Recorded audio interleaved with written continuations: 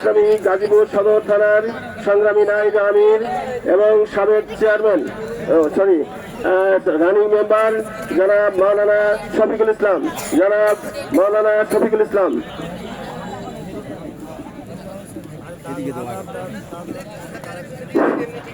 نحمده ونصلي على رسوله الكريم أما بعد فأعوذ بالله من الشيطان الرجيم بسم الله الرحمن الرحيم يا أيها الذين آمنوا كتب عليكم الصيام كما كتب على الذين من قبلكم لعلكم تتقون صدق الله العظيم বাংলাদেশ জামাত ইসলামী বাওয়ালগড় ইউনিয়নের উদ্যোগে আজকের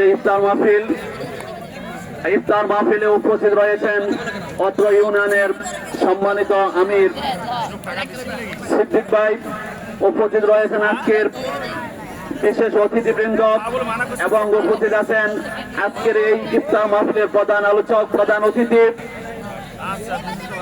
গাজীপুর জেলার সাবেক গাজীপুর সদর থানার সাবেক আমির এবং গাজীপুর জেলার বর্তমান তারবিয়াত সেক্রেটারি মোহাম্মদুল্লাহ ভাই এবং উপস্থিত বুজাদার ভাইয়ের আসসালামু আলাইকুম ওয়া রাহমাতুল্লাহি ওয়া বারাকাতুহু। আমরা নীরবে খাবার আমরা চালাবো, কিন্তু আমরা কথা বলবো না। 2-4 মিনিট আমরা একটু নীরবে কথা শুনবো, আমাদের ইফতার আমাদের কাছে পৌঁছে যাবে। সম্মানিত ভাইরা, এই যে রোজার মাস গিয়ে দেখেন আমরা সব শ্রেণীর মানুষই কম বেশি রোজা রাখছি না?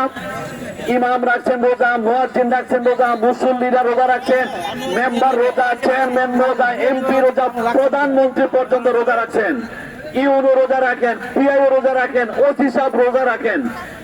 এই যে এত মানুষ আমরা রোজা রাখছি, আল্লাহ বলছেন এই রোজার মাধ্যমে চাচ্ছেন রোজাদারদেরকে তাকওয়ার গুণে গুণান্বিত করবেন, রোজাদার ব্যক্তিরা হবেন মুত্তাকি।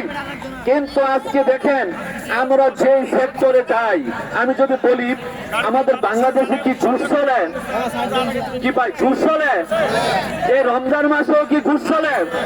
তাহলে যেই ব্যক্তি রোজা রাখছেন অবশ্যই ওনার মধ্যে তাকওয়ার গুণ সৃষ্টি হয় নাই, হয়েছে? যদি তাকওয়ার গুণ হইতো ওই ব্যক্তি ঘুষ খাইতো না। ওইটা উনি পুলিশ বলেন, ওসি বলেন, ইউনো বলেন, পিও বলেন, যা বলেন।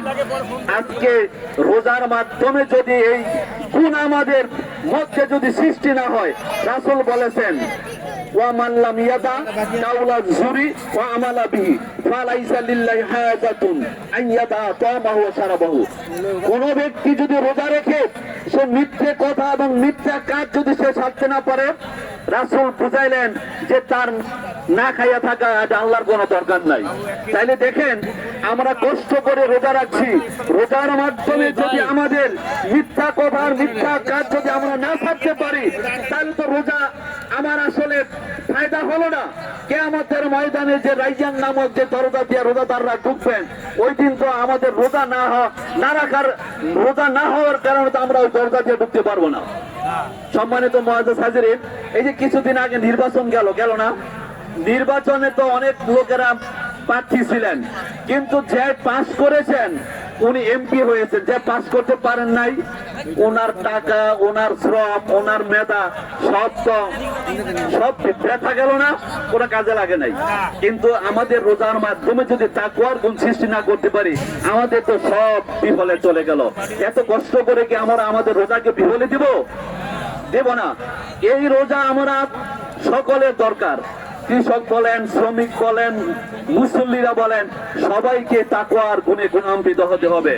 এই কোরআন নাজিলের মাসে আমি বলবো আমরা সবাই যদি তাকওয়ার গুণে গুণান্বিত হতে পারি, যেই জন্য এই কোরআন পৃথিবীতে এসেছেন, সেই কোরআনকে জমিনে মেম্বার থেকে শুরু করে প্রধানমন্ত্রী পর্যন্ত সকল স্তরে যারা সরকারি কর্মকর্তা থাকবেন, সকলেই যদি তাকওয়ার গুণে গুণান্বিত হন, ওই যে এদের দ্বারাই কোরআনের সমাজ প্রতিষ্ঠা হওয়া সম্ভব। কি বলেন? আমরা কি কোরআনের সমাজ এই দেশে আমরা দেখতে চাই না? যদি দেখতে চান, বাংলাদেশ জামাত ইসলামী আজকে ইফতারের আয়োজন করেছে।